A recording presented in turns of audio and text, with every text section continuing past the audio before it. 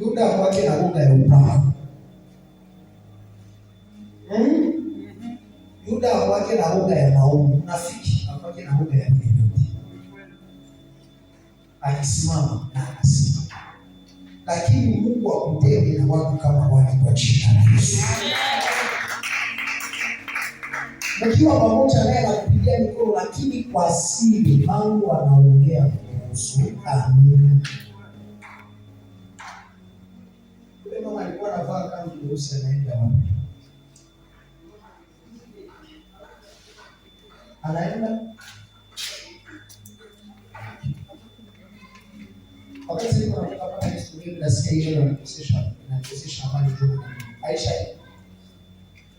anaenda nyumbani. Kama Aisha anaenda mwachi, anaenda fanya ushuhuda. Nilikuwa nataka pana ni baadaye nimwambie kitu, nilikuwa nataka nimwambie. Anataka mmoja alikuwa anaugua kansa. Naelewa kansa. Alikuwa na ugonjwa wa kansa. Sasa alikuwa katiko.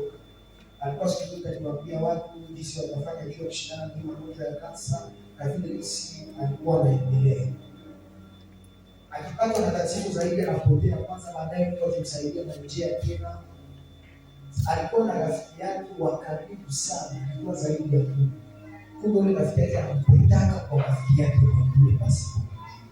Sasa siku moja kuliko atume ile message ya kukusi vibaya kwa yule rafiki yake akamtumia naye. Aisha kakuzi na ile magonjwa yake ya kansa, si akufe kwa atakufia.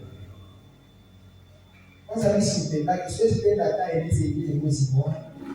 Mtu mwenye anajua kama ni rafiki yake wa ndani anaongea maneno kama haya.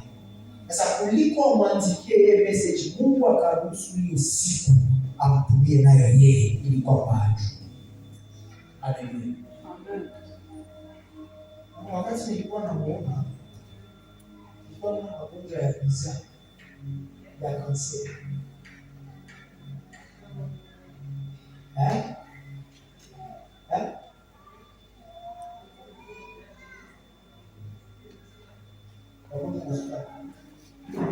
Kuna magonjwa ya nguvu sana. Inataka kusaidie na kansa. Kwa hiyo kansa inamkamata usiku zinakuja na baadaye kupeleka. Lakini wakati nilikuwa naombea, Mungu akaniambia pale maneno kutangaza kwake tukiwa kwa ibada ili kwamba nimwache kabisa. Sasa mwache. Mama, mwache. Shakilia tu kufungua.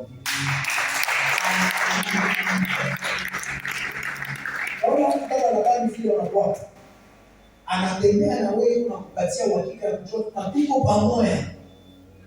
Ndugu yangu wa roho. Uko ndugu yangu wa damu, hakuna tatizo. Lakini ndani ya Bwana anakuambia chungu. Kisha miaka sana. Utaona. Haleluya. Amen. Ninakuombea na Mungu kwa jina la Yesu. Kila mtu mnafiki atakayekuja kwa njia yake, Bwana asiruhusu aikae na uchangulia. Nani ananipa amena inatokea? Nani ananipa amena inatokea? Unajua kama uchawahi kana wanafiki mkaikaa, unasema kwamba ni sawa, lakini kama mnafiki mkaelewa vile ni vibaya. Ushawahi kupika na mtu kazi baadaye nasikia na kuongea vibaya kwa bosi. Usikie vile naomba wewe. Ushawahi kana rafiki baadaye na kuongea vibaya kwa mume wako. Usikie vile naomba wewe. Na pana wengine wachafurahia ndoa za jamaa zao au za rafiki zao. Na kutangaza kwa jina la Yesu. Wale watu wengine wanalipa mbele ya kutokea kwa. Wale watu wanalipa mbele ya kutokea kwa. Katika jina la Yesu, kila atakaye tamani mfe atakufa kabla wewe. Kila atakaye amini ya kusiku atazikwa kabla yako. Nani anasema mbele ilipokea moto?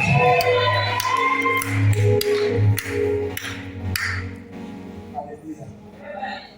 Kitu cha tatu kumalizia hapa. Sitawaambia vitu vingine kwa wakati mwingine. Amen. Roho ya manipulation manake manipulation manipulation ya kama Labani wanaelewa vitu kama najua manipulation na unafiki vitu vilivyoachana. Unafiki ni mtu anaweza kuwa na wewe lakini kutakia mabaya, lakini anakuchukia. Kimwili anakuchukia lakini kiroho anakutakia mabaya. Mtu wa manipulation ni mtu ambaye anaweza kuwa na wewe lakini anataka utumike sana kwa faida yake. Kwa faida yake. Njoo. Soma vizuri, utaelewa wakati Yakobo alikuwa anaanza chunga kondoo za Labani. Labani alifunga. Haleluya. Watu kama hawa kwa wale ambao jamii wanataka mko naye kwa uhusiano, lakini wewe unakuwa kukuuzia nini? Kununulia data kwa mfano. Anataka kama huyu wangu wa data ndio unataka. Huyu wangu wa na nini? Bundles. Yeah. Maana huyu ni wangu wa bundles. Band?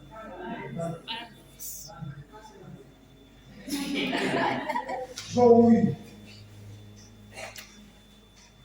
akikuita tu manake bundles zinaisha. Inabidi uongeze. Ama hana nauli.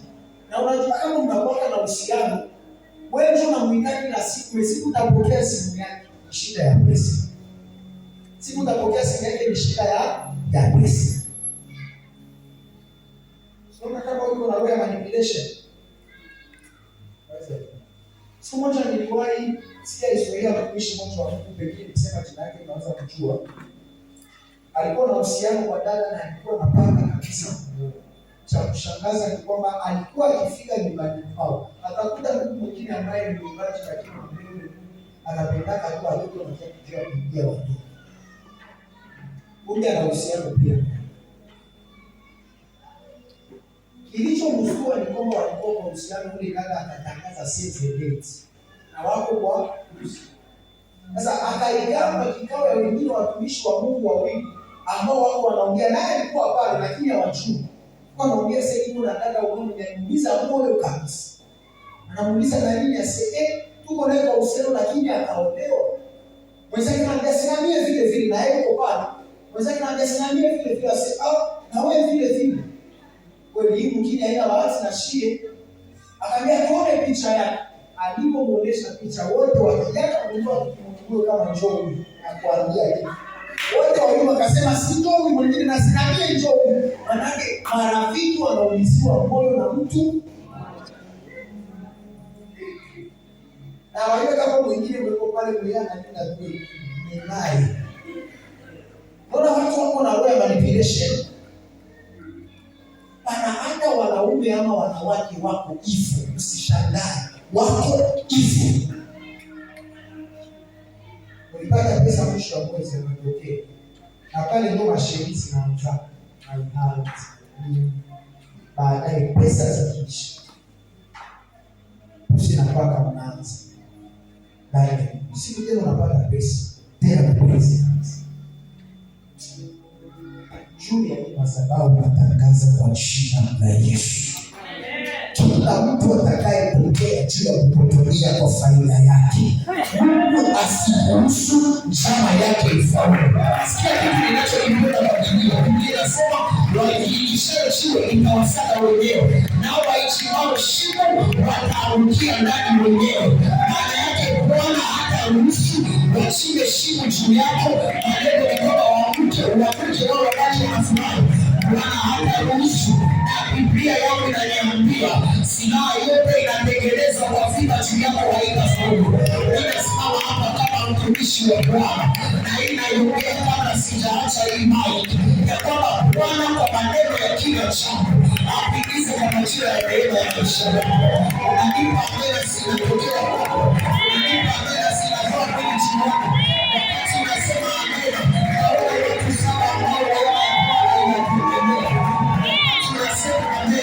naona watu saba ambao inategemea. Jina la Yesu, waonyeshe uwepo na upako ya hii madhabahu. Bwana aliyewaita wazazi wenu wa roho, hakikisha anaondolea hii aina ya watu kwa jina lenu. Haitatumika sana ili kama mwenyewe. Ninatangaza kwa jina la Yesu, utakapotumika utapata mshahara ya kazi uifanye.